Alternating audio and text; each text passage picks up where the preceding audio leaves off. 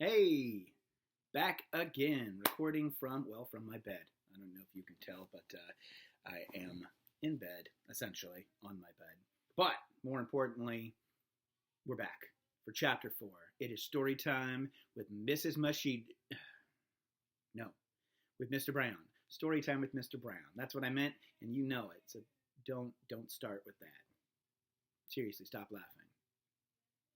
All right, so chapter 4. Now, I told you at the end of the last video, after reading chapter 3 that was called The Escape, it was very exciting, that this next chapter sounded like it might be a little bit more on the sad side.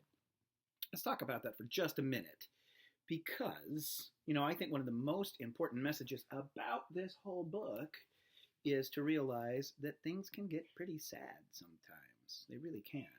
But one of the great things about this chapter is we kind of sort of get introduced to probably our favorite character in the book by the end of it, even though we have to go to some sad places before we do. So, like I say, message of this book, sad things happen. Life can be hard. Life can be sad. We can become very upset about this, and that is okay. All of those things happen, and so it's okay. But sometimes we have to persevere. You know what that means, right? Just keep on doing what you got to do. You get to the other end of that sadness, or sometimes that sadness lasts a long time, but we learn how to live with it. And if we're really looking, we might find some wonderful things come out of those, even those sad and hard times. So remember that as we read this chapter called Loneliness.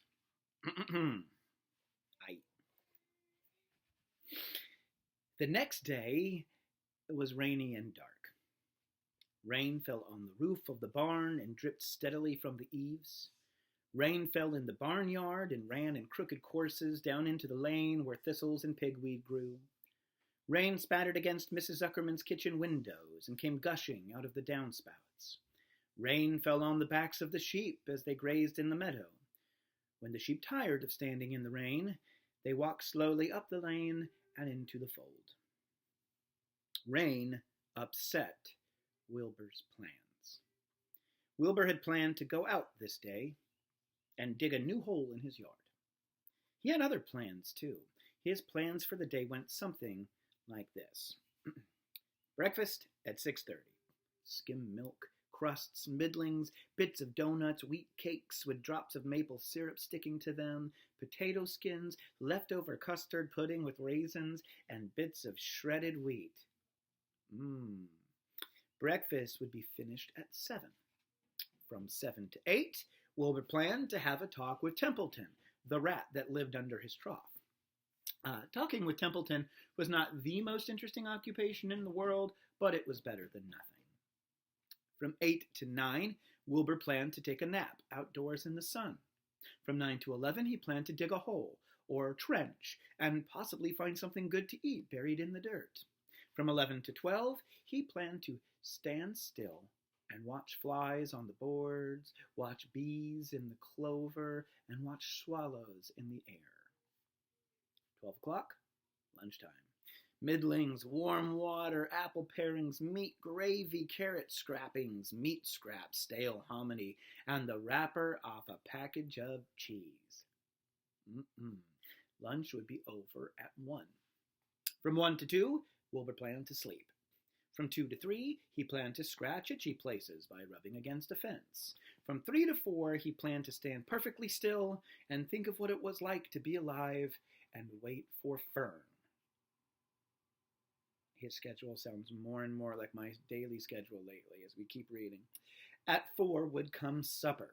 Skim milk, provender, leftover sandwich from Lurvy's lunchbox, prune skins, a morsel of this, a bit of that, fried potatoes, marmalade drippings, a little more of this, a little more of that, a piece of baked apple, a scrap of upside-down cake.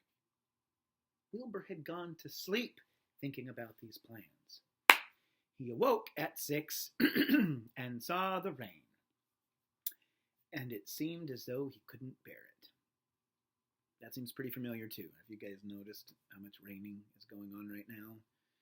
We're not supposed to go out much, but the little bit we could go out to play with the kids, just out and around, it's hard to even get that done these days. Anyway, back to the story. Oh, I get everything all beautifully planned out, and it has to go and rain, he said. For a while he stood gloomily indoors. Then he walked to the door and looked out. Drops of rain struck his face. His yard was cold and wet. His trough had an inch of rainwater in it. Templeton was nowhere to be seen. "Are you out there, Templeton?" cried Wilbur. There was no answer. Suddenly, Wilbur felt lonely and friendless. "Oh, one day just like another," he groaned. "I'm very young. I have no real friend here in the barn. It's going to rain all morning and all afternoon, and Fern won't come in such bad weather. Oh, honestly." And Wilbur was crying again for the second time in 2 days. At 6:30, Wilbur heard the banging of a pail. Lurvy was standing outside in the rain, stirring up breakfast. "Come on, Pig," said Lurvy. Wilbur did not budge. Lurvy dumped the slop, scraped the pail, and walked away. He noticed that something was wrong with the pig. Wilbur didn't want food. He wanted love. He wanted a friend, someone who would play with him. He mentioned this to the goose, who was sitting quietly in a corner of the sheepfold. "Will you come over here and play with me?" he asked. Sorry, sonny, sorry," said the goose. "I'm sitting on my eggs. 8 of 'em. Gotta keep 'em toasty, oasty warm. I have to stay right here. I'm no flibberty-ibberty-gibbet. I do not play when there are eggs to hatch. I'm expecting goslings." "Well, I didn't think you were expecting woodpeckers," said Wilbur bitterly. Wilbur tried next one of the lambs. "Will you please play with me?" he asked. "Certainly not," said the lamb. "In the first place, I cannot get into your pen, as I'm not old enough to jump over the fence. In the second place, I'm not interested in pigs. Pigs mean less to me than nothing." "What do you mean, less than nothing?" replied Wilbur. I don't think there is any such thing as less than nothing. Nothing is absolutely the limit of nothingness. It's the lowest you can go. It's the end of the line. How can something be less than nothing? If there were something that was less than nothing, then nothing would not be nothing. It would be something, even though it's just a very bit of something. But if nothing is nothing, then nothing has nothing that is less than it is. "Oh, be quiet," said the lamb. "Go play by yourself. I don't play with pigs." Sadly, Wilbur lay down and listened to the rain. Soon he saw the rat climbing down a slanting board that he used as a stairway. "Will you play with me, Templeton?" asked Wilbur. "Play?" said Templeton, twirling his whiskers. "Play? I hardly know the meaning of the word." "Well," said Wilbur, "it means to have fun, to frolic, to run and skip and make merry." "I never do those things if I can avoid them," replied the rat sourly. "I prefer to spend my time eating, gnawing, spying, and hiding. I'm a glutton, but I'm not a merrymaker. Right now I'm on my way to your trough to eat your breakfast, since you haven't got sense enough to eat it yourself." And Templeton the rat crept stealthily along the wall and disappeared into a private tunnel that he had dug between the door and the trough in Wilbur's yard. Templeton was a crafty rat, and he had things pretty much his own way. The tunnel was an example of his skill and cunning.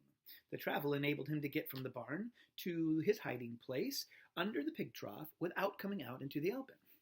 He had tunnels and runways all over Mr. Zuckerman's farm, and he could get from place to place without ever being seen. Usually he slept during the daytime and was abroad only after dark. Wilbur watched him disappear into his tunnel. In a moment he saw the rat's sharp nose poke out from underneath the wooden trough. Cautiously, Templeton pulled himself up over the edge of the trough. This was almost more than Wilbur could stand, on this dreary, rainy day, to see his breakfast being eaten by somebody else. He knew Templeton was getting soaked out there in the pouring rain, but even that didn't comfort him. Friendless, dejected, and hungry, he threw himself down in the manure and sobbed. Late in the afternoon, Lurvy went to Mr. Zuckerman. "Yeah, I think there's something wrong with that pig of yours. He hasn't touched his food." "Give him 2 spoonfuls of sulphur and a little molasses," said Mr. Zuckerman. Wilbur couldn't believe what was happening to him when Lurvy caught him and forced the medicine down his throat. This was certainly the worst day of his life. He didn't know whether he could endure the awful loneliness anymore. Darkness settled over everything. Soon there were only shadows, and the noises of the sheep chewing their cuds, and occasionally the rattle of a cow chain up overhead. You can imagine Wilbur's surprise when out of the darkness came a small voice, a voice he had never heard before. It sounded rather thin, but pleasant. "Do you want a friend, Wilbur?" it said. "I'll be a friend to you. I've watched you all day, and I like you." "But I can't see you," said Wilbur, jumping up to his feet. "Where are you? Who are you?" "Well, I'm right up here," said the voice. "Go to sleep. You'll see me in the morning." And that is the end of chapter 4. Not the best day anyone could have, but the introduction to something pretty awesome to come. All right, I'll see you guys soon. Miss your faces, get some good rest, and chapter 5, entitled Charlotte, is next.